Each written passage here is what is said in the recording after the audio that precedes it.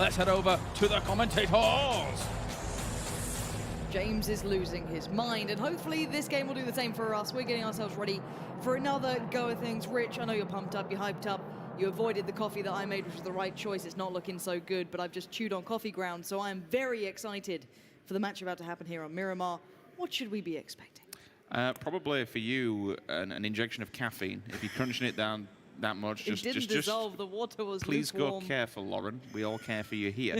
So the plane, we start off in the northwest and we go all the way down to the southeast. So diagonally cut the map in two.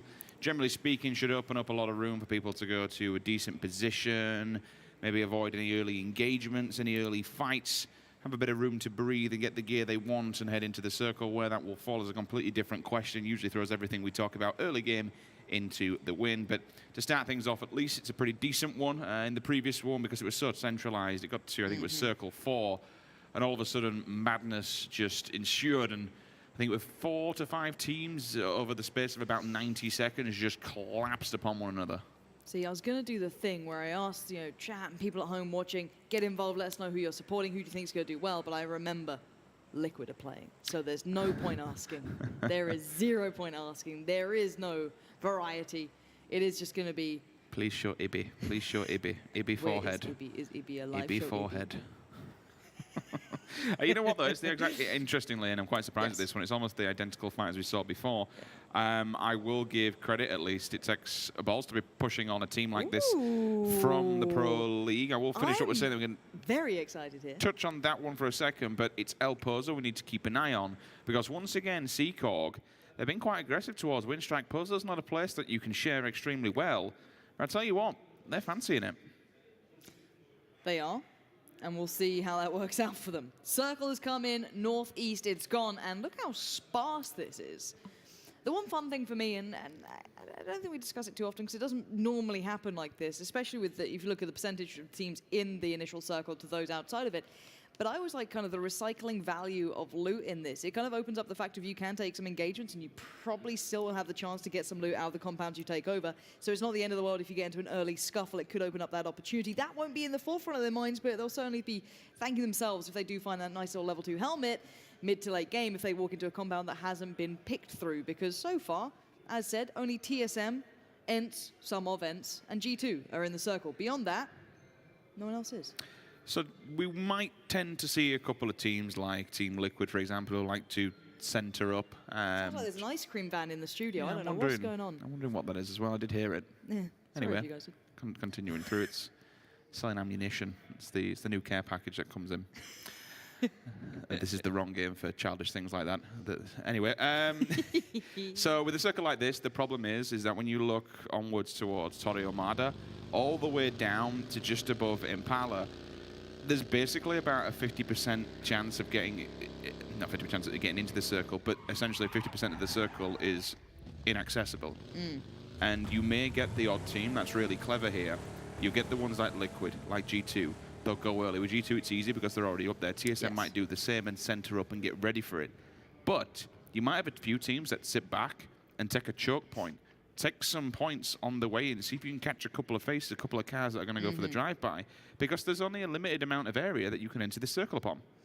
You're absolutely right, and I'd love to see that happening. There's plenty of teams already potentially with the early posture towards it. NIP could very much find avenue, but would you want to be doing that, especially after that last round performance? May not be the time nor the place, or it could do well if you're feeling confident, but that's the hard part, isn't it? Is getting that confidence building to want to be able to do that. But let's keep tabs on those early rotations, which scouts are out and about. We already do see G2 getting very central, and that's not surprising. They were up here in the northeast. That's someone's window. So they're fine, they can get themselves comfortable pretty early on, just sit that nice 2-2 up. Kind of beyond that, no one's really moving too quickly. Quickmath, I guess, is sending their scout out and about. He's going to be working their way forward from the northwest side of the current circle. Everyone else is still looting. That is going to be the looting phase for a couple more seconds here. But that rotation point, I'm excited for rotations. This could bode into being quite an explosive start if we do see those kind of gatekeepers as such. G2 has been an interesting one because they've had a second and third finish, but they're all the way down in 13th position. Well, saying that, looking at the points, I didn't realize they've actually had 2 back-to-back 16th placements, which is kind of diabolical, really. I'm really personally disappointed in G2, and this might seem a bit BM and a bit harsh, but I know what that roster's capable of. Coming into the initial phase 1 of Pro League, I says, right, this is going to be one of the top 4 teams, and this is going to be one to watch out for. For the first week, things went great.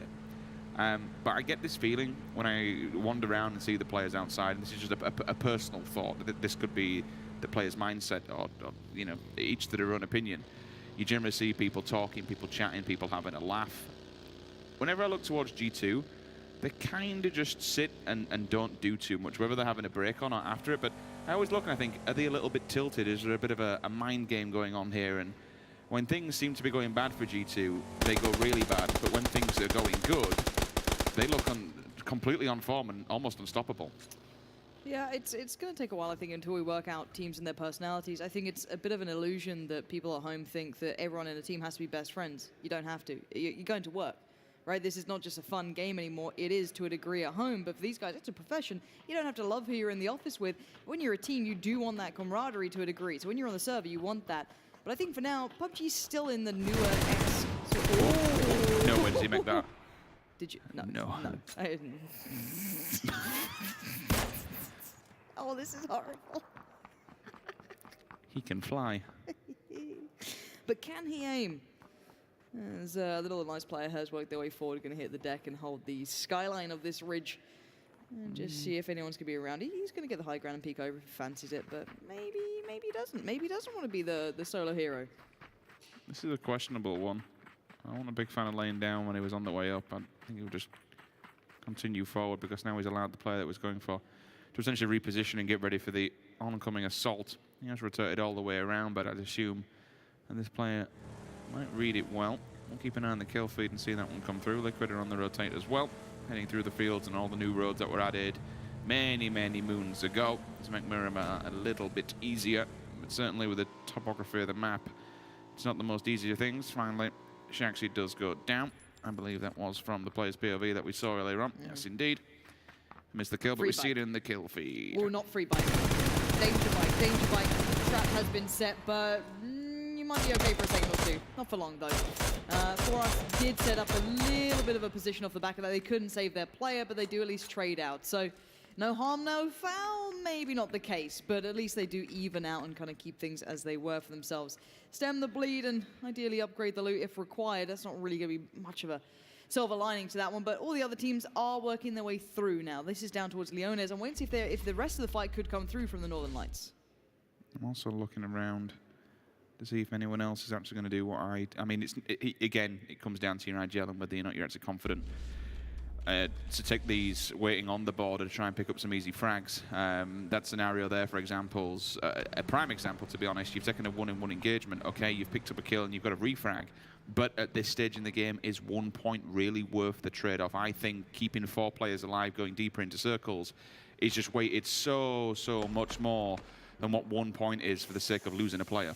So let's take stock of what's happened here as well, because this was the 4US fight against Northern Lights. Now, 4US currently have benefit of circle positioning in a, I guess, micro way. They are holding the angle that the Northern Lights would want to come in from, and again, another player has been dropped from them. So 4US could potentially punish off the back of it, but it's very hard to confirm these kills and make anything beyond that, because I don't know if you're going to want to run up this hillside and try and get it going. You might want to. It might be worth it. It may not be. We're going to see what the in-game leader thinks here from these guys, and if they do want to commit to this one off the back, it looks like they are getting close, but I think they're going to back away potentially and maybe find a new angle to work from, maybe readjust here, because they do have a player kind of going around on the southern side to pinch in on this, so it looks like they are committing. Still, long transfers coming through. Liquid taking quite a nice wide swing, to be honest with you, all the way to the eastern side. As far up against the back wall as you can get. Circle will come in. Ooh, okay, well, again, it's been interesting. Oh, wait, hang on. This is that battle that's going on. Just the one that you was Yeah, this mentioning? is the split. This is the player who went on the southern side and went around on their own. One of the players drove up on the northeast, kind of caught the attention there.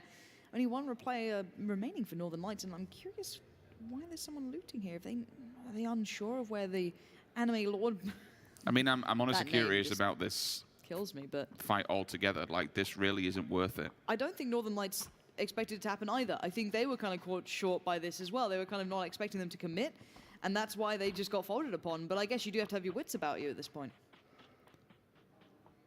Circle then, Liquid still shifting round, taking the main road. They'll go all the way up to the north and head around from Campo Militar. ENCE is just in front of them in Tierra Bronca. Seekorg, they've come down from Torre Almohada.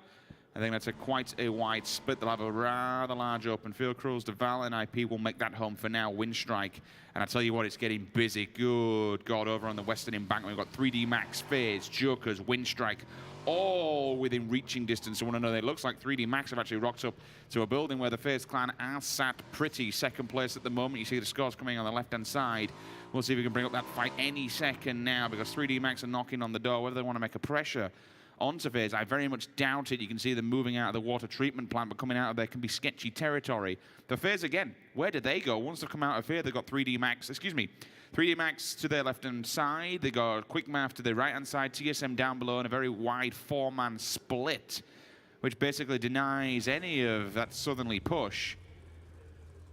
And forgetting all these rocks here, so this will kind of give them a bit of safety and breathing room from the water treatment that is up above them. Yeah, but 3D Max are under pressure from afar. There's a lot of tracer fire coming through, and I'm pretty sure FaZe might notice this as well. They'll hear the shots, maybe not knowing exactly where, but they'll know there's a lot of teams kind of dug into the compounds.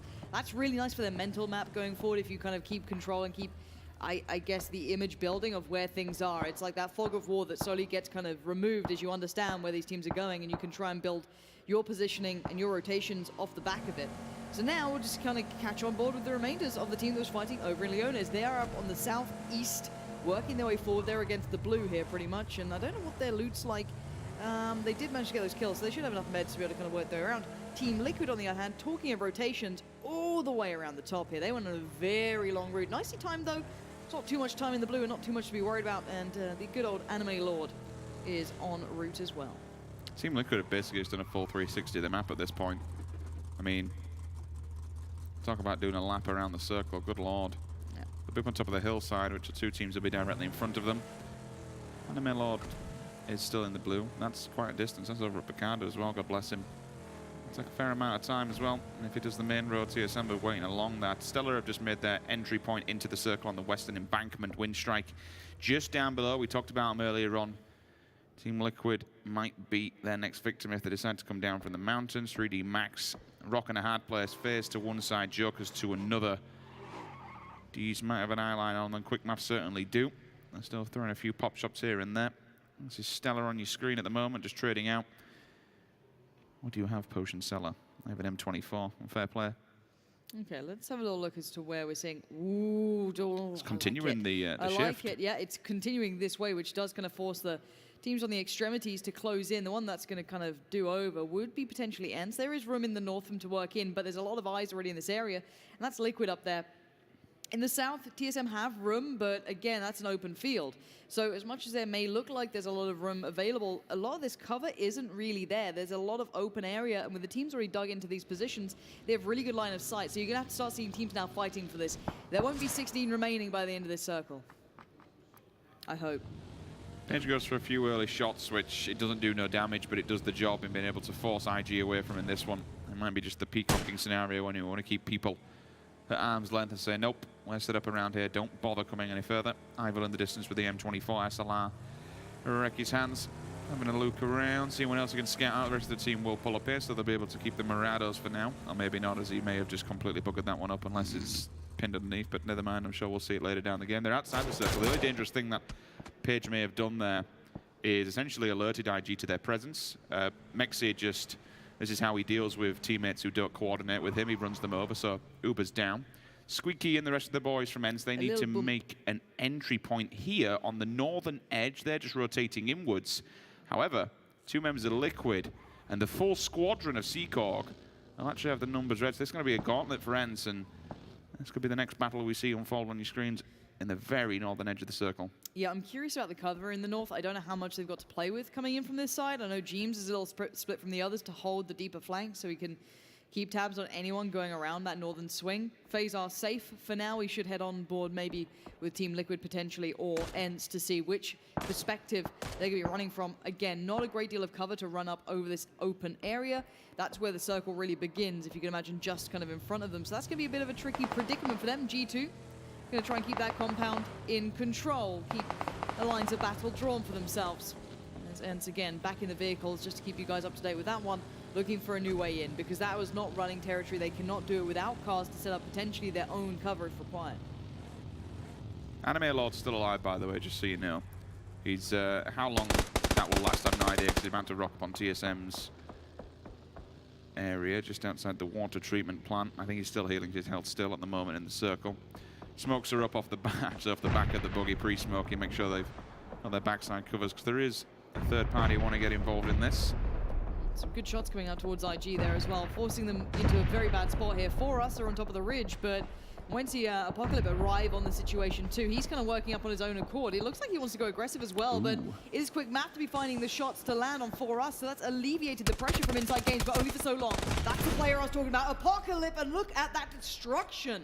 2 kills, 1 confirmed. It's time to move though. This circle does do damage. It chunks. You want to just try and chip your way in and get a little bit closer here, but he's going to go back. Oh, he's double dipping, and that might be insanity, but it also might work out.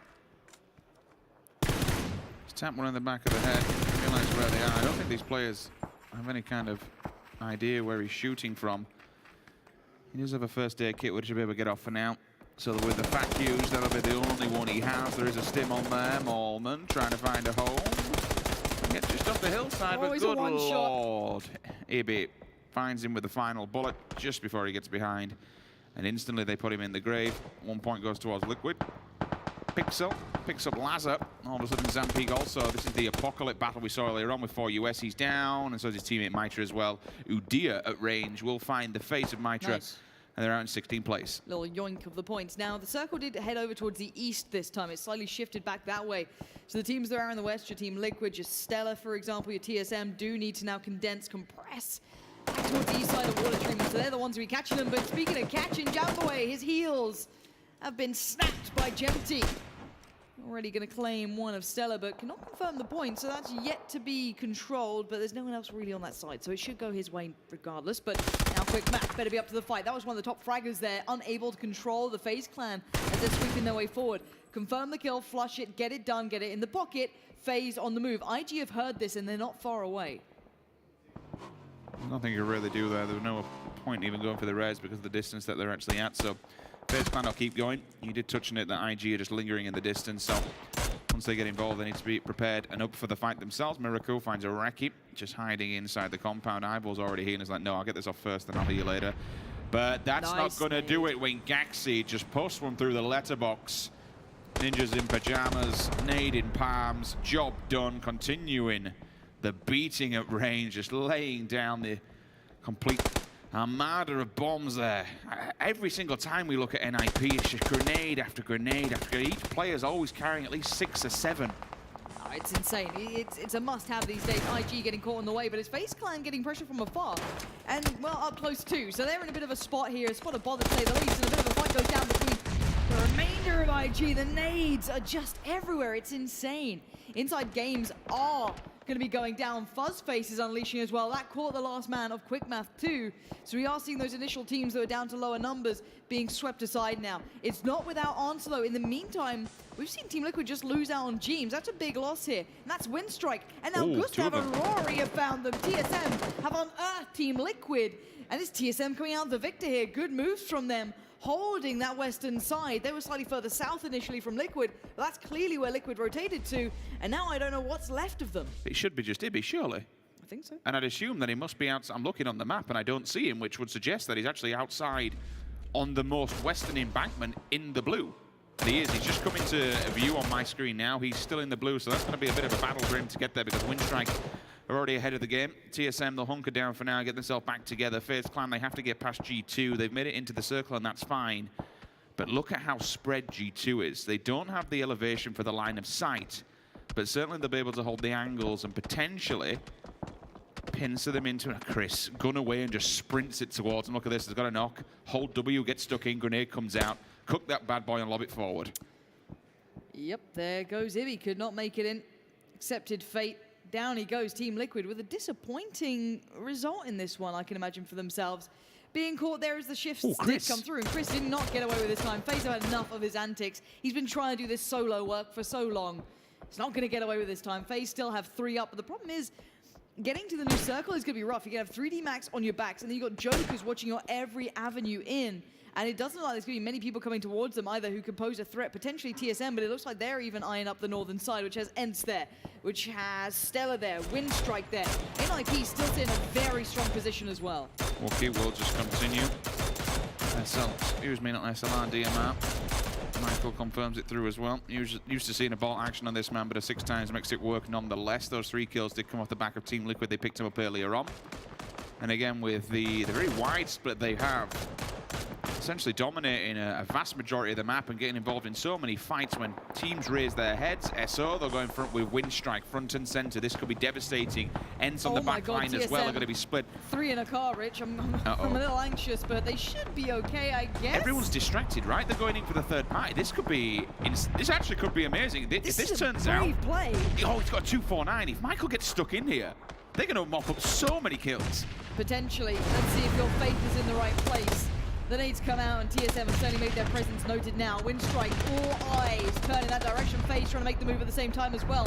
Anime Lord has gone down. Rory, how are you standing? Winstrike responding. The nades are coming in, and FaZe just got destroyed by grenades coming out. It's Rory to fall first. His HP was so desperately low. Tixu trying to find an angle. That's for another team now. That's going to be a big couple of shots trying to ward away the next opponent. Tixu hits the deck, finds a bit of safety, but Wookie's gone down in the meantime to another nade. This is amazing work from Jorski. They're holding back 2 teams essentially. All the smokes are coming up from SO now because they need to make something happen. InsideGames, last man standing for FaZe, is doing some work. The smokes are there, the pressure, it will come in. The grenades are going to continue through though. Jorski, a battle of 2 fronts. Pick your poison, who do you go for? TSM in the back line to getting themselves back together and players back on their feet. From the blue, they have to take these fights because the pressure is just so much here. Yeah, once this is done, TSM are going to make their move. They have to, and I don't know how they've recovered here. What a bit of timing and what a bit of play. And now ENCE moving down from the north. It is not over yet. TSM in the south, they might just say, screw this, get central. We don't want this battle, because ENCE have just rocked up, and they have some very weak, very tasty looking points right in front of them. But Jorski, not done yet. Truthfully is there on a response. It is going to be Stellar, though, to slow down the TSM roll. That's not without an answer itself. Here comes ENCE, and it's certainly easy to pick up those kills for once. As now we're looking at TSM making their mad dash as well. They're being held back by 1 man. On the other side of things, this is Jokers and 3D Max caught in the south. And the Jokers might have the last laugh again as 3D Max get destroyed in this battle. Or is there a third party come out from this? Rustin still doing everything he can to keep hope alive for the Finns, as everyone is having such a brutal battle here. I have absolutely no idea how Tixu and Jorski survived this. There were 3 teams basically just battering down upon them. And somehow they managed to find a rock and live it out. The question is really, what do they do now? TSM are still somehow 4 alive. In that entire engagement, they had 3 knocks on their roster, and they got all 3 people back up. Their armor, it's going to be rent, it's going to be damaged. But you know what? They're still going, and one of the players has level 3, and still that 249 out of Michael to raise its head and do some serious damage here. But they're inside the circle, deeper than any other team at the moment in time, and still 4 players alive. Yeah, you're looking at NIP, TSM, Jokers.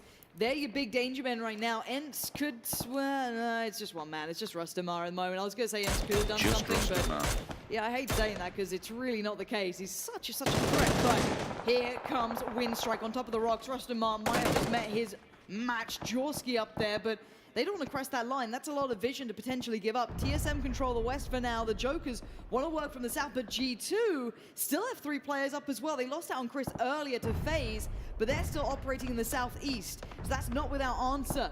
It's going to be the west that explodes, but NIP hold the northern edge as well. The Jokers are falling pretty swiftly. They have 3 remaining here. So this is where TSM has to work for the money. NIP have a compound and quite a decent amount of area around them, just Page that they have to deal with. The first knock comes through into Jokers, so that eliminates them down to 50%, but there is an answer back there, at least Rory. That's his 2nd knock now, so he'll be bleeding fast. TSM don't know this. If they can just hold the line for a second, G2's going to third party the Jokers potentially. They've got such a good angle on them, so it's going to be who gets the point out of this one, unless the Jokers fully commit towards TSM.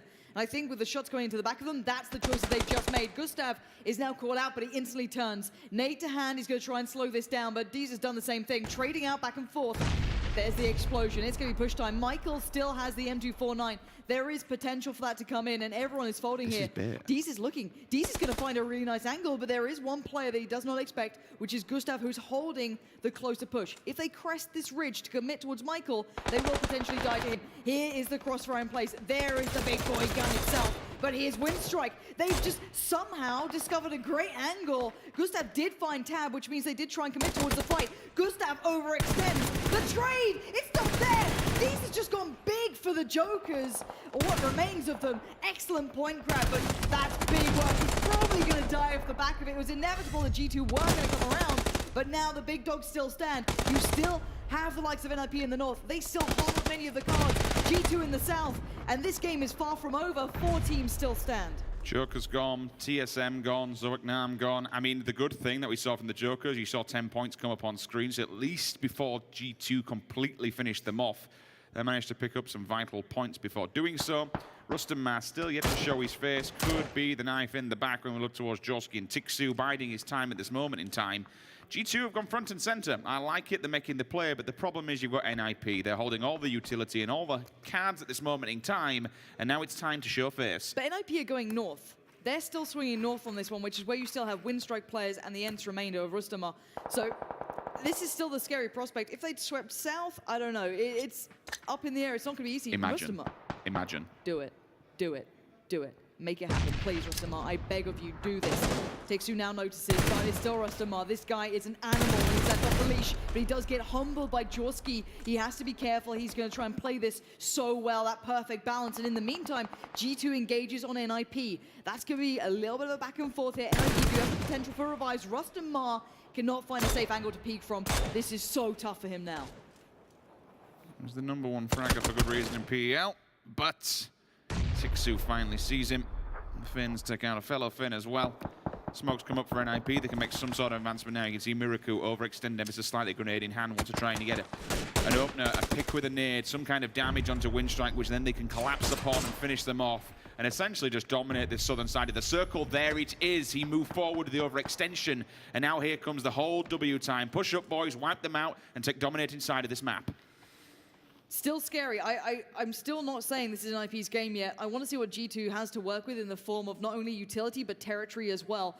With Joski being a nuisance, they could still turn this on a dime, even with NIP having numbers and currently looking like a team out for blood. Tiksu does go down. No chance for recovery on that, but G2 in the meantime are working forward. Kane is working slowly. This does mean that Braxco is potentially a little isolated. If he plays this calm and collected, he will be fine, but he's banking on that factor. He has to be cautious here, as the other two are still quite far away.